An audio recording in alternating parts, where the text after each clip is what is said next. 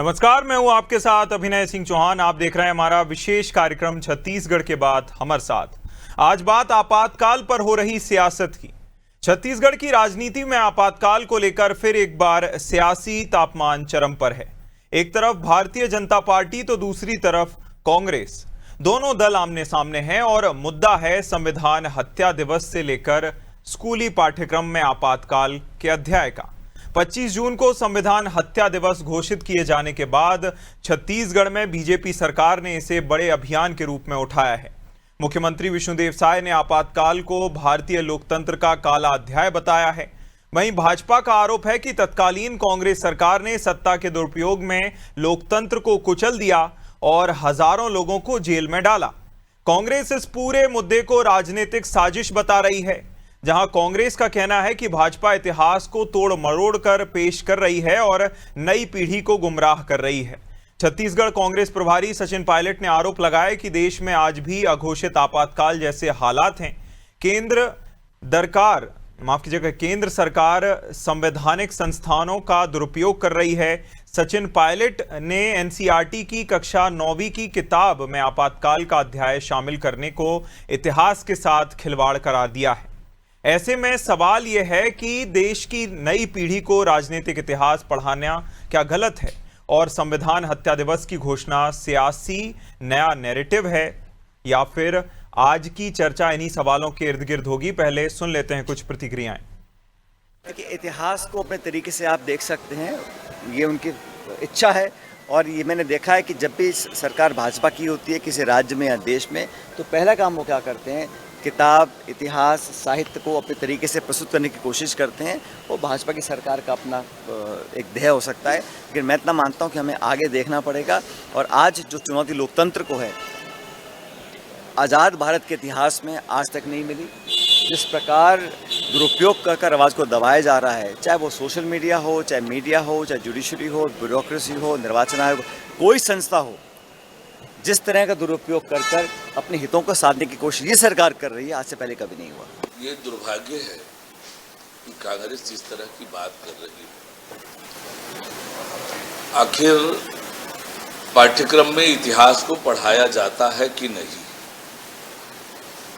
और आपातकाल देश में संविधान की हत्या का ये बहुत काला अध्याय रहा है। और जो लोग अपने इतिहास को नहीं जानते, अपने इतिहास से सबक नहीं लेते, उनका इतिहास ही मिट जाता है। और इसलिए कि किस तरह से हमारे देश के संविधान की हत्या की गई, क्या क्या किया गया, ये हमारे आज की पीढ़ी को जानना चाहिए, ताकि भविष्य में कोई इस तरह की दोबारा से हिमाकत न कर सके। और इस विषय पर हमारे साथ चर्चा करने के लिए खास मेहमान जुड़ गए हैं। आपका परिचय करा देते हैं। वात्सल मूर्ति जी, भाजपा प्रवक्ता, हमारे साथ जुड़ गए हैं।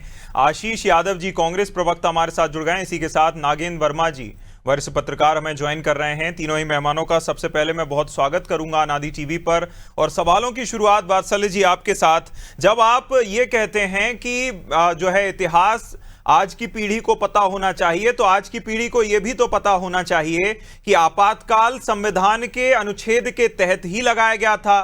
संविधान में आपातकाल लगाने की पूरी प्रक्रिया थी और उसी के तहत वो लगाया भी गया था, तो ये भी तो बताइए।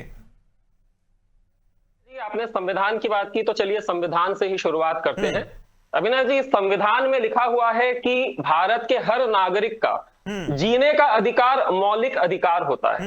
अभिनव जी, आपको भी जीने का अधिकार है, मुझे भी जीने का अधिकार है। और सचिन पायलट जी ने इतिहासकारों की बात की, साहित्यकारों की बात की। आपको पता है, आपातकाल के समय 1 लाख ऐसे कारों को जब इंदिरा गांधी जी ने जेल में डाल दिया था, तो ये सभी इतिहासकार, साहित्यकार जब कोर्ट में गए, तो माननीय जबलपुर कोर्ट का आदेश क्या आया? माननीय जबलपुर कोर्ट का आदेश आया कि आपातकाल में आपके जीने का हक खत्म हो जाता है, आपके जीने का हक छीन लिया जाता है। फंडामेंटल राइट्स को कुचल दिया जाता है सीधे तौर पर। कोर्ट का यह शब्द था कि आपके जीने का हक खत्म हो जाता है।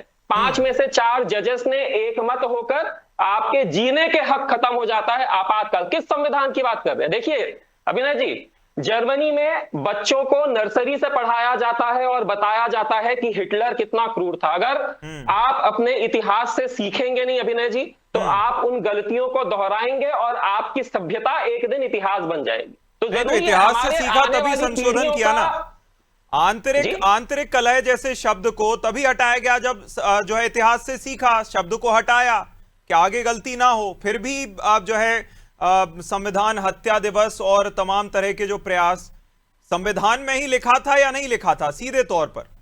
अभिनय जी, उस समय भारत की जो जनसंख्या है वो 70-62 करोड़ हुआ करती थी, और आपको पता है सिर्फ 45 दिन के अंदर 1 करोड़ 10 लाख लोगों का जबरदस्ती नसबंदी करा दिया गया था। घरों से पकड़ पकड़ कर, रोड से उठाकर, सरकारी जो एम्प्लॉइज होते थे अभिनय जी, उनकी सैलरी रोक दी जाती थी और उन्हें कहा जाता था पहले आप अपना नसबंदी का सर्टिफिकेट लाइए, दिखाइए, उसके बाद आपको आपकी सैलरी दी जाएगी।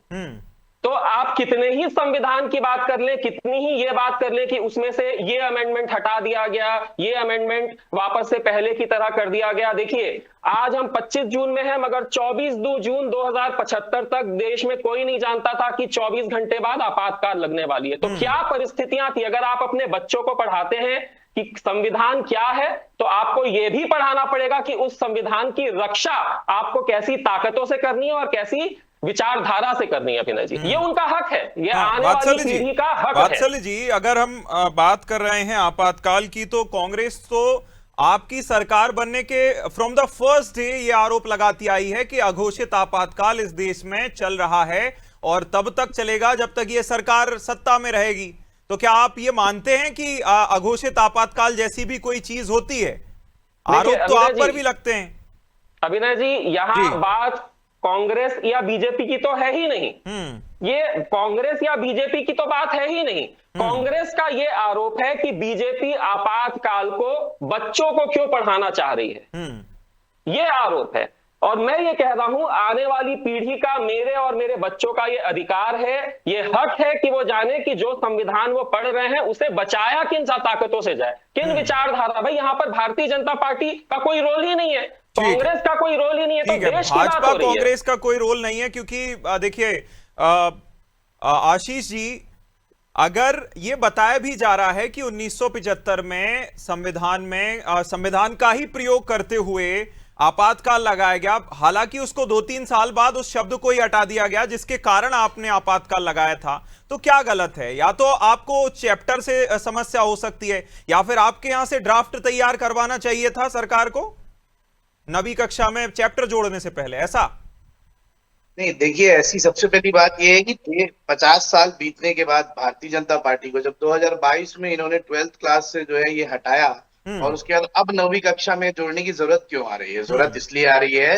कि देश में जो घोषित आपातकाल है, जिस तरह से प्रेस की फ्रीडम में, प्रेस फ्रीडम इंडेक्स में हम इंटरनेशनल लेवल पे निचले स्तर पे हैं सबसे, और उसके बाद जो है जिस तरीके से आज सोशल मीडिया हो गया, ईडी सीबीआई हो गई, जुडिशरी ब्यूरोक्रेसी, सारी चीजों पे जिस तरीके से जो है कंट्रोल करने की कोशिश भारतीय जनता पार्टी कर रही है, चुनाव जीतने के लिए जो हॉर्स ट्रेडिंग एक गलत एक तरीका माना जाता था, उसे आज भारतीय जनता पार्टी के नेता समर्थक शिंदे जी अभी कह रहे थे कि ऑपरेशन पूरा कर लिया गया, गर्व से पीठ थपथपाई जा रही है।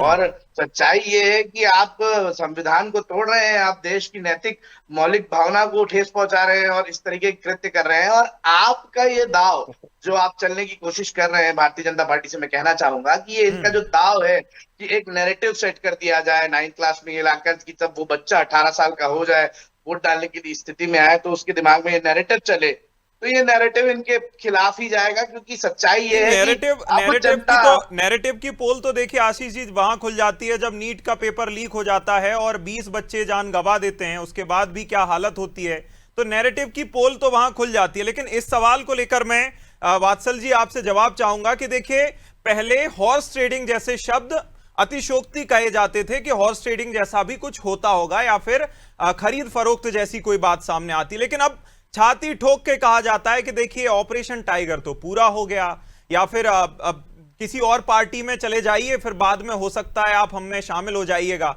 तो ये खुलेआम जो एक अब चलने लगा है कि देखिए हमें अपनी संख्या बल बढ़ाना है तो चाहे कैसे भी हो दूसरी पार्टियों से हम अपनी पार्टी या फिर दूसरे पार्टियों में लोगों को लाते रहेंगे। ये क्या तरीका है? लोकतंत्र, ये भी लोकतंत्र का यही पालन कर रहे हैं आप? देखिए अभिनय जी, मैं आपका जवाब देता हूं। जब 1971 में इंदिरा गांधी जी ने वोट चोरी की थी ना, तो हम माननीय उच्चतम न्यायालय गए थे। ठीक है, इंदिरा गांधी जी गलत थी, माननीय हाई कोर्ट ने उन्हें निरस्त कर दिया, खारिज कर दिया, प्रधानमंत्री की कुर्सी से उतरने कह दिया। बिल्कुल ठीक अब है। अगर आप, मैं जवाब दे रहा हूं। अब अगर अभिनय जी आप हॉर्स ट्रेडिंग का हवाला देकर ये कह रहे हैं कि फलाना गलत है, डिमका गलत है, तो आप कोर्ट चले जाइए। भाई सारी देश तो संविधान से ही चलेगा, सिर्फ नैरेटिव गढ़ने से कुछ नहीं होगा अभिनय जी। क्योंकि आप कह रहे हैं या आशीष जी कह रहे हैं कि ये गलत है, वो गलत है, तो आप कोर्ट चले जाइए। देश तो संविधान से चलेगा, आपके कहने या आशीष जी के कहने से नहीं चलेगा। हम जैसे कोर्ट गए थे, आप चले जाइए। अगर हम गलत है, हम जेल चले जाएंगे। इसमें क्या गलत है? बिल्कुल सही बात है आशीष जी, बिल्कुल सही बात। और आशीष जी कह रहे हैं कि आपातकाल जब से मोदी जी आए हैं देश में अघोषित आपातकाल है। एक तरफ वो ये कह रहे हैं, दूसरी तरफ दिन रात वो सारी संवैधानिक संस्थाओं को गाली देते हैं, मोदी जी को गाली देते हैं। भाई ये कैसा आपातकाल है? एक तो आप गाली दे रहे हैं, आपको कोई कुछ कर भी नहीं रहा है, ना आपको पुलिस पकड़ रही है, ना आपको कोर्ट कुछ बोल रहा है। दूसरी तरफ आप कह रहे हैं आपातकाल है, यहाँ बोलने की आजादी नहीं है, यहाँ ये फ्रीडम नहीं है। अरे भाई, आप जिस प्रेस इंडेक्स की बात कर रहे हैं आशीष जी, पाकिस्तान और अफगानिस्तान का प्रेस का फ्रीडम का इंडेक्स इंडिया से ऊपर है। तो ये किस एजेंसी की आप बात कर रहे हैं जो अफगानिस्तान और पाकिस्तान और बांग्लादेश के प्रेस के फ्रीडम को भारत के ऊपर की मार्किंग देती है? आप उस एजेंसी पर विश्वास कर रहे हैं? ठीक है, मैं नागेंद्र जी आपका रुख करूंगा, उसके बाद आशीष जी के पास जाऊंगा। जिस तरह से भाजपा की तरफ से घोषणा की गई कि देखिए अब हम संविधान हत्या दिवस या फिर इस तरह का जो एक दिवस नया घोषित कर दिया गया है, इसको मनाया जाएगा, और फिर अब एनसीईआरटी की किताबों में चैप्टर जोड़ना हो या फिर ये पूरा बड़ा इवेंट इसको बनाने को लेकर हो, इसे आप कैसे आकलन करते हैं, कैसे देखते हैं? देखिए, इसको इवेंट के रूप में नहीं देखा जा सकता। एक सीधे शब्दों में अगर हम कहें तो हर बच्चे को या हर नागरिक को यह जानने की जरूरत है। बच्चों का जिक्र मैंने इसलिए किया क्योंकि 9th क्लास के पाठ्यक्रम में ये जोड़ दिया गया है, उनके शिक्षा में ये शामिल हो गया है कि लोकतंत्र और आप, तो उनको ये समझाया जा रहा है कि लोकतंत्र में आपको क्या क्या अधिकार है और सारी परिस्थितियां क्या है जिसमें आप जीवन जीते हैं, कैसे आपके साथ बेहतर हो सकता है और कहाँ पर आपको दिक्कतें आ सकती है। तो ये सब जब आप उसके लिए अवेयर हो, मुझे लगता है कि बाकी देशों में भी संविधान को लेकर लोग बहुत ज्यादा सतर्क रहते हैं, लेकिन हमारे देश में एक लंबे समय से ये चीजें हैं कि राजनीतिक दल अपने हिसाब से सारी चीजों को समझाने, करने और उसको इम्प्लीमेंट करने में विश्वास रखता है, लेकिन आम जनता बहुत सारी चीजों से अभी भी मुझे लगता है कि अनभिज्ञ है। लोगों को अपने बहुत सारे राइट्स के बारे में तो पता ही नहीं होता। तो अब जब ये चीजें पाठ्यक्रम में शामिल हो रही है, लोगों को पता हो रहा है। और दूसरी चीज, ये इमरजेंसी का जो एक काला धब्बा जो हमारे देश के इतिहास में लगा हुआ है, ये इसको तो स्वाभाविक रूप से हर, मुझे लगता है कि सभी को जानना चाहिए कि आखिर में क्या परिस्थितियां थी, किस मामले में कैसे कोर्ट में क्या डिसीजन हुआ, उसके बाद किन परिस्थितियों में आधी रात को पूरे देश में सीधे सीधे इमरजेंसी डिक्लेयर कर दी गई। आम जनता के मौलिक अधिकार, ठीक है, वो उस समय राजनाथ नेता जो थे एक बहुत बड़े जन आंदोलन की तैयारी में थे, लेकिन इसमें जो आम जनता जो सिर्फ उसमें शामिल होती है, बहुत सारे लोगों को तो पता भी नहीं होता कि किस लिए वो जा रहे हैं किसी नेता के भाषण में। तो वो सारे लोगों के अधिकार चले गए और वो जो बोलने वाले नेता थे वो पूरे के पूरे जेल चले गए। तो ये अपने आप में ये इतनी बड़ी घटना है कि उसको अगर ना जाने कोई तो फिर ये तो गलत है, मुझे लगता है। तो इन सब चीजों को अगर हम ले तो आज के समय में ये इसको स्वीकारना चाहिए ताकि हम आने वाली जो पीढ़ी है वो इसको लेके अवेयर भी रहे। और राजनीतिक दलों का जो एक प्रपंच होता है जो काम करते हैं और जनता के हितों की उपेक्षा कर देते हैं, उनके अधिकारों को कहीं ना कहीं दरकिनार करके अपनी नीतियां बनाते हैं, उनके ऊपर नियंत्रण लगे, तो मुझे लगता है इसमें कहीं भी कुछ भी गलत नहीं। आशीष जी, चूंकि नसबंदी, फंडामेंटल राइट्स से लेकर कोर्ट तक की बात अभी कर दी गई कि आप, अगर आपको कुछ गलत लगता है, हॉर्स ट्रेडिंग हो रही है, लेकिन अब वो बात अलग है कि 2/3 बहुमत वाला जो पूरा एक उस कानून से बचने का पूरा प्रयास किया गया है, अगर आपको गलत लगता है तो कोर्ट चले जाइए। निश्चित रूप से अभिनय जी हम कोर्ट भी जाएंगे और जनता के बीच भी जाएंगे। और अभिनय जी देखिए इन्होंने जो किया है, ये जो करना चाह रहे हैं 50 साल बाद इसको दिवस मनाना और इस तरीके से कहना, ऑलरेडी जो है संविधान में जो बदलाव करने थे, अमेंडमेंट करने थे, वो किए गए। उसके बाद कांग्रेस पार्टी से भी इंदिरा गांधी जी ने भी अपने वक्तव्य में रिटर्न में कहा कि ये उनका गलत फैसला था। राहुल गांधी जी जो हमारे देश के नेता है, नेता प्रतिपक्ष है देश के, उन्होंने भी कई बार कई मीडिया प्लेटफॉर्म पर कह दिया है कि ये गलती थी कांग्रेस की, जिससे हमें सीखना चाहिए। जब इसे स्वीकार करके हम सकारात्मक रूप से आगे बढ़ रहे हैं तो भारतीय जनता पार्टी क्या कर रही है? भारतीय जनता पार्टी अपने द्वारा किए गए अन्याय, अपने द्वारा किए जा रहे सोशल मीडिया पे प्रतिबंध, अपने द्वारा की जा रही आवाज को दबाने, अपने द्वारा की जाए सत्ता को हासिल करने के लिए जो अपराध कर रही है उसे छुपाने के लिए एक नैरेटिव बनाने की कोशिश कर रही है। आप देखिएगा निश्चित रूप से ये इनका कदम इनके खिलाफ ही जाएगा।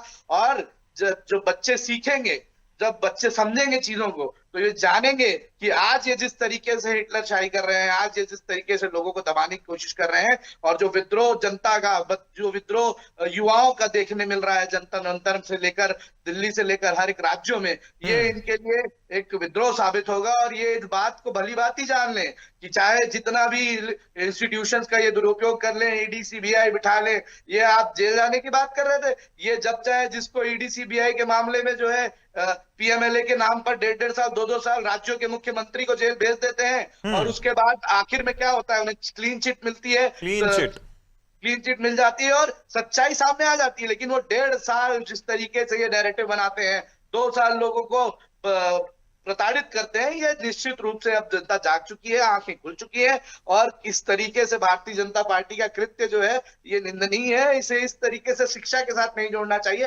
राजनीति अपनी तरफ होनी चाहिए। जानकारी देनी थी, 12 साल लग गए इनको, 50 साल के बाद जो है दिवस मनाने की जरूरत महसूस हो गई, क्योंकि अपनी कमियों को छुपाना था, और यही सच्चाई है। नहीं, ये बात तो सोचने वाली बात है कि एक तरफ जिस पार्टी की आप बात कर रहे हैं, सबसे बड़े नेता पर आरोप लगते हैं, कोर्ट तक उनको घसीटा जाता है और जेल में भी रखा जाता है। दूसरी तरफ ये कि जिस पार्टी से सबसे ज्यादा जो है आरोप लगाए जाते थे, सबसे ज्यादा बुरा भला कहा जाता था और ऐसे ऐसे शब्दों का प्रयोग किया जाता था भाजपा के लिए कि अगर उनको ऑन एयर तो बोला भी नहीं जा सकता, उसी भाजपा ने 2/3 सांसद उनके लिए लिए, और वो भी मुस्कुराते हुए इतनी आसानी से। तो वात्सल्य जी, आपको नहीं लगता कि ये खुलेआम जनता को भी दिखता होगा? क्योंकि सोशल मीडिया पर आपने देखा होगा वो सांसद जो सबसे ज्यादा हाईलाइटेड थे, जिनको आपने अपने दल में लिया, उनके सीधे सीधे लाखों में फॉलोअर गिर गए थे जब वो आपके साथ जुड़े। देखिए अभिनव जी, मैं दोनों की बातों का जवाब दे देता हूं। पहले आशीष जी ने एक बहुत महत्वपूर्ण मुद्दा उठाया। आशीष जी ने social media ban, print media ban, electronic media ban की बात की। आपको पता है आज हमारे देश में अखबार सुबह 6:30-7 बजे आते हैं, मगर एक वो समय था आपातकाल का जब अखबार शाम को या रात को आया करते थे, क्योंकि उन अखबारों में क्या छापना है ना आशीष जी, उसकी अनुमति इंदिरा गांधी जी के सेंसर ब्यूरो से लेनी पड़ती थी उन्हें। तो अनुमति लेने, उसे कहते हैं आपातकाल और उसे कहते हैं बैन। अब आते हैं अभिनय जी आपकी बात पर। देखिए मैं फिर कहूंगा, देश में संविधान का रूल चलता है। देश में आप सुप्रीम कोर्ट है, हाई कोर्ट है, सारी चीजें हैं, संविधान से देश चल रहा है। अगर कुछ भी गलत हो रहा है, मैं तो अपनी पार्टी की हमेशा तारीफ ही कहूंगा। अगर मैं कुछ भी कहूंगा, अगर मैं सही को गलत या गलत को सही भी कहूंगा ना अभिनय जी, आप कहेंगे कि भाई मैं तो नेता हूं, मैं तो अपनी पार्टी की तरफदारी करूंगा, आप मेरा विश्वास मत करिए। आपको सुप्रीम कोर्ट में विश्वास है अभिनय जी? है ना विश्वास? आप सुप्रीम कोर्ट जा सकते हैं, भाई सुप्रीम कोर्ट तो निष्पक्ष है ना। तो आपके आशीष जी या मेरे या किसी के भी कहने से कुछ नहीं होगा, भाई नियम से चीजें चलती है। अगर हॉर्स ट्रेडिंग या अगर 2/3 बहुमत, ये सारे जो आकलन आप बता रहे हैं, नियम कानून आप बता रहे हैं, यहां कुछ भी अगर गलत हो रहा है तो भाई यहां पर चेक एंड बैलेंस का भी सिस्टम है। यही लोकतंत्र है, और जो भी चीजें हो रही है लोकतांत्रिक पद्धति से हो रही है। आप क्या मेरे गलत या सही कहने से कुछ नहीं होगा। मैं हमेशा भाजपा की तरफदारी ही कहूंगा, इसलिए मैं कह रहा हूं मेरा भी विश्वास मत करिए, और अभिनय जी मैं आपका भी विश्वास नहीं करूंगा। हमें संविधान का विश्वास करना है। आशीष जी देखिए, ये तो सीधी सी बात है, जब कांग्रेस एक तरफ ये प्लान बनाती है कि अगले महीने या लगभग कुछ टाइम के लिए 20 से 25 दिन का हम आंदोलन चलाएंगे छात्रों के लिए, नीट परीक्षा जैसे पेपर लीक जैसे मामलों के लिए, छात्रों के भविष्य के लिए, और संसद तक का घेराव करने की जो है प्लानिंग होती है। दूसरी तरफ आप सुप्रीम कोर्ट का भी रुख कर लेते, छोटी छोटी सी बातों को लेकर जो है कांग्रेस या फिर विपक्षी दल सुप्रीम कोर्ट चले जाते हैं, उदाहरण कई हैं। ऐसे इतने बड़े मामले को लेकर क्यों नहीं गए? आपका नुकसान हो रहा है, आपका संख्याबल जा रहा है विपक्ष से। ये जब न्याय प्रक्रिया के लिए जाना होगा तब तो हम डेफिनेटली जाएंगे, और कई मामलों में हम गए भी हैं। आप ये सोचिए, लेकिन जो देश में हो रहा है वो जनता तक पहुंचाना भी तो जरूरी है ना। वो जनता तक उनकी बात पहुंचाना और जनता को उसके लिए जागरूक करना और सरकार को उसका आईना दिखाना उतना ही महत्वपूर्ण कर्तव्य है, दायित्व है विपक्ष का, जितना कि न्यायिक लड़ाई लड़ना। और हम पूरी तरह से विपक्ष जो है इनके हर एक कृत्य पर लड़ाई लड़ रहा है। निश्चित रूप से देखिए, हम चाहते हैं कि सरकार सकारात्मक कार्य करे। अब सरकार है, तीसरी बार सरकार बनी है।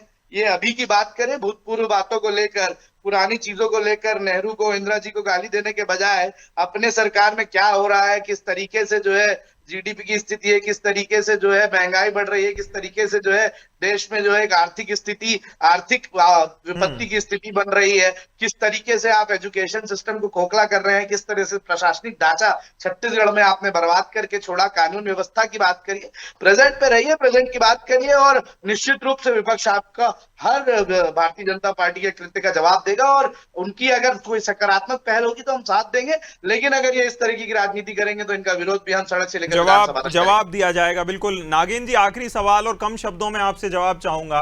देखिए, अब तो खुलेआम ये होने लगा है, जिस तरह से घोषणा कर दी शिंदे जी ने कि ऑपरेशन टाइगर संपूर्ण हो गया, इसका आकलन कैसे किया जाना चाहिए? और चूंकि हम आपातकाल या फिर संविधान को लेकर चर्चा करने बैठे हैं, तो ये सही या गलत, अच्छा या बुरा? देखिए, संविधान को लेकर अगर चर्चा करें और इस तरीके के प्रकरण को लेकर चर्चा करें, दोनों में काफी फर्क है। और ये जो कुछ चीजें जो है जहाँ पर नैतिकता की बात आती है, वहाँ पे आम जनता जो है वो खुद बहुत मुझे लगता है कि समझदार है और चीजों को समझती है। और आज के दौर में जो बदलती परिस्थितियां हैं उसको लेके सभी लोग मुझे लगता है कि अपने ढंग से विचार मंथन करते हैं और चीजों को समझ रहे हैं। तो बदलाव जो है, मैं चाहता हूं कि जब तक के जागृति नहीं आएगी, जब तक लोग समझेंगे नहीं चीजों को स्पष्ट तौर पे, तब तक के कहीं भी कुछ भी रिवॉल्यूशन की संभावना नहीं रहती। तो धीरे धीरे सभी राजनीतिक दलों को इन चीजों को लेकर समझना पड़ेगा। बिल्कुल नागेंद्र जी, देखिए इस चर्चा के माध्यम से यही एक जो है सोच थी इस चर्चा के पीछे, कि लोगों को समझ में आए कि आखिर किस तरह की चीजें घटित हो रही हैं, उनके पीछे क्या है, चाहे विपक्ष हो पक्ष हो, उनके जो है विषय भी सुनना बहुत ज्यादा जरूरी था। इसी के साथ मैं आशीष जी बहुत शुक्रिया कहूंगा, वात्सल जी आपको बहुत शुक्रिया कहूंगा, और नागेंद्र जी बहुत शुक्रिया आपका इस चर्चा में शामिल होने के लिए। आपातकाल को लेकर चूंकि भाजपा अब आगे बढ़ चुकी है, संविधान हत्या दिवस जैसे काला दिवस मनाने की भी घोषणा कर चुकी है, तो आंदोलन और ये जो अभियान है ये तो जारी रहेगा। देखना होगा इसका फायदा या नुकसान किसे होता है। इस खास चर्चा में इतना ही। आप देखते रहिए अनादि टीवी। नमस्कार।